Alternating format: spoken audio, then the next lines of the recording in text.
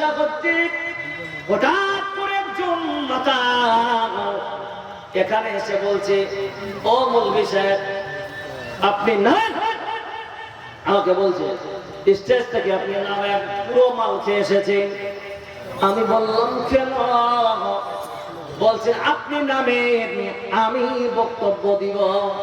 মুসলমান জবাব দেন, ওই জাদুকরটা যদি আমাকে এইভাবে বলতে বলতে চেয়ার থেকে নামিয়ে দেয়, নিজের চেয়ারে বসে দারু খাওয়ার অবস্থায় সে যদি কথা বলে, আপনারা মেনে নিবেন? হ্যাঁ না না বলো, মেনে নিবেন না? কে কে নিবেন মেনে? আর কে কে মেনে নিবেন না হাত খাড়া করেন। চার পাঁচটা লোক বাকি করে আমরা তো ওই দলিল নাকি?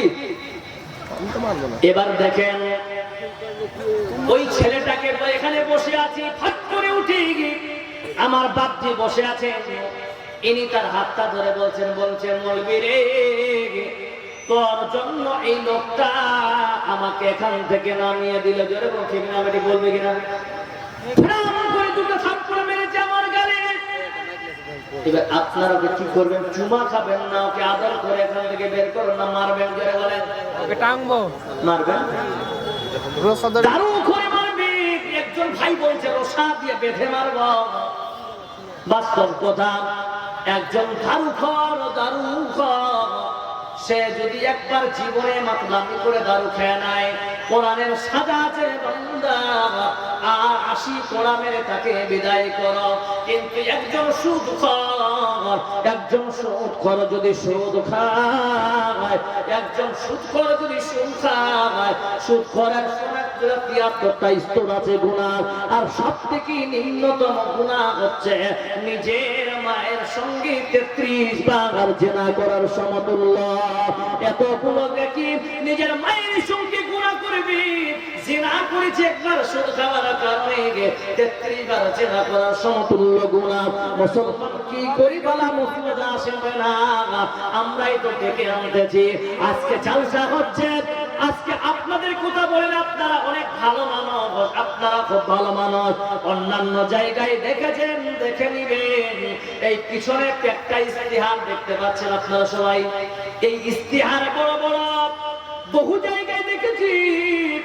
নাম্বার 1 বাটপারদের ইস্তিহারে নাম, একটা ওলামাদের নাম নাই। এই ইস্তিহারটাকে বলছি না, আমি বহু জায়গায় দেখেছি।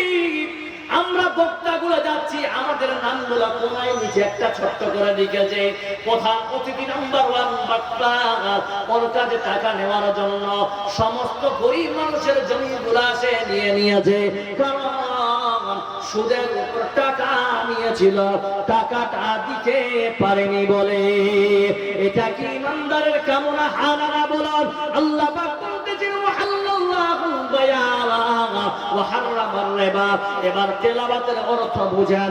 আমি কোরআনের তেলাওয়াত করলাম, আল্লাহ তাআলা ব্যবসা বাণিজ্যকে হালাল করে দিয়েছে, এবং ওয়া হারামার রিবা, এবং সুদকে আল্লাহ হারাম করে দিয়েছে।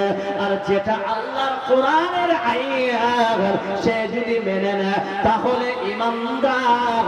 আজকে ধরেন আমরা সবাই সুদ খাই, আমিও খাই, আপনারাও খান, সবাই মিলে আমরা সুদ খাই বন্ধু। এবার দেখে আয়াত চললাম, আল্লাহ সুদটাকে হারাম বানিয়ে দিয়েছে।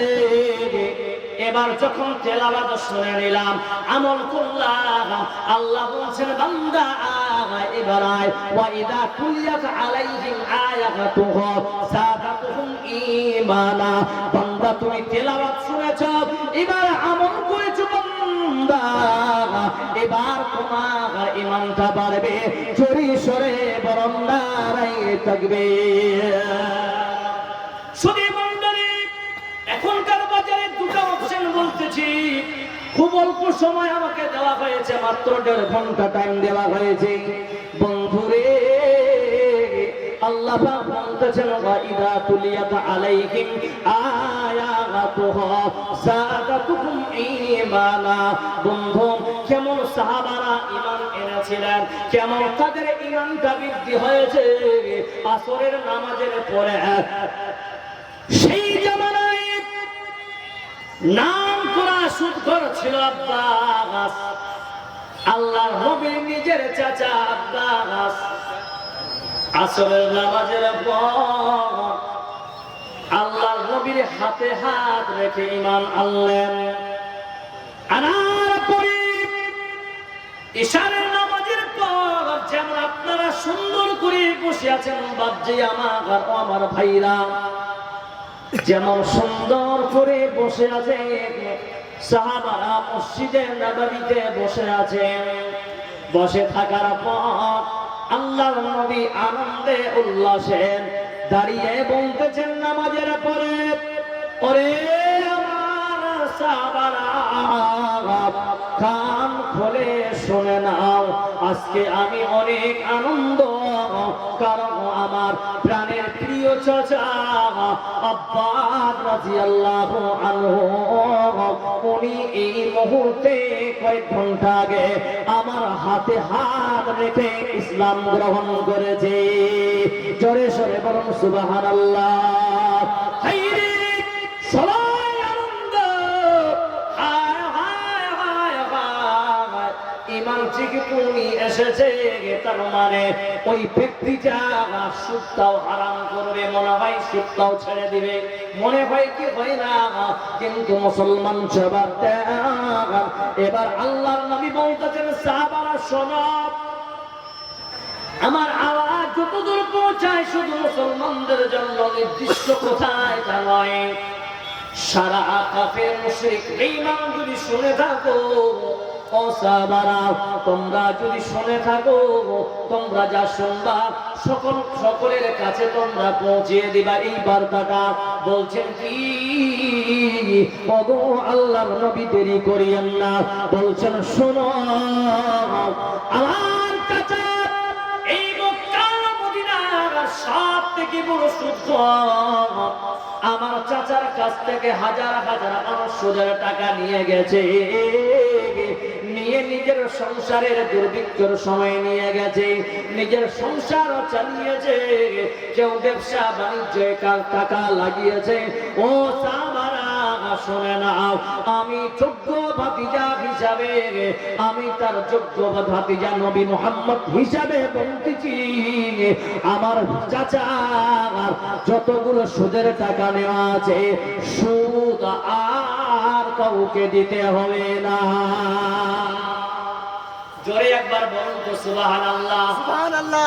সুদ দিতে হবে না, এই কথাটা জনাবে মুহাম্মদ রাসূলুল্লাহ সাল্লাল্লাহু আলাইহি ওয়াসাল্লাম তিনি তার পবিত্র জবান থেকে যখন বেরিয়ে গেল, সেই সময় আবু আব্দুল্লাহ ইবনে আব্বাস রাদিয়াল্লাহু তাআলা আনহু উনি মসজিদে নববীতে দিতে লাগলেন।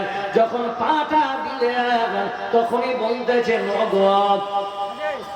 ও ভাতিজা মুহাম্মদ ভাতিজা রে, আজকে এতদিন ধরে বেঈমানি রাস্তা অতিক্রম করেছিলাম ভাতিজা, আর আইনুল আনসারী বেমারি আছে 200 টাকা, মাশাআল্লাহ বেমারি আছে আইনুল বাড়ি, আল্লাহুম্মা বাশশিরা শিফা ইল্লা শিফা ফালা ইউগাদিরু সাকামা। আমি দোয়া করছি, একটু পরে দাঁড়ান 5 মিনিট আর বলে নি, তারপর চান্দা করতে লাগবে, চান্দা না করলে হবে না। সুধী মণ্ডলী পা দিয়েছেন সঙ্গে সঙ্গে, বলছেন ভাতিজার সামনে পাশে গিয়ে বসে গেলেন, বলছেন ভাতিজারে শুনে নাও, বলছেন কি তোমার কথা বলার পরে বেটা ভাতিজা আমিও 2 মিনিট একটা কথা বলতে চাই। বলছেন চাচা আজকে আমার মন আপনি জয় করে নিয়েছেন, কারণ আমি আজকে খুব আনন্দ, কারণ আপনি ঈমান এনেছেন। চাচা রে আপনার ইচ্ছা মতো আপনি যা পারেন বলেন। বলতে মুহাম্মদ আমি কিছুই বলবো না, শুধু একটাই কথা বলতে চাই, আমার যোগ্য ভাতিজা সমস্ত এলাকাবাসীদের সমস্ত সুদকে মাফ করেছে, আমি আব্বা তার যোগ্য চাচা হিসাবে বলতেছি আসলটা মাফ করে দিলাম। জোরে সরে বলো নারে তাকবীর। এটা ছিল ঈমানের পাওয়ার। ঈমান ওয়াইদা তুলিয়াত আলাইহিম আয়াতুহু, বান্দা শুনেছে আমল করেছে। বান্দা বলছে বান্দা শুনে আমল করেছ, বান্দা এবার তুমি ভাগ্যে লিখে নাও, কপালে লিখে নাও, এবার তোমার ঈমানটা বৃদ্ধি হবে। বলুন সুবহানাল্লাহ। আমল কর লাগিয়া করছ তুমি এত আয়োজন, কে জানে কার চলে যাওয়ার ডাক আসে কখন। অমন কর লাগিয়া করছ তুমি এত আয়োজন। ও বন্ধু শুনে নেন, ওয়াইদা তুলিয়াত আলাইহিম আয়াতুহু, আপনাদেরকে এর একটা তাফসীর করব শুনেন। 2017 থেকে একটা প্রপোজাল চালু হয়েছে এলাকায়, সেটা হলো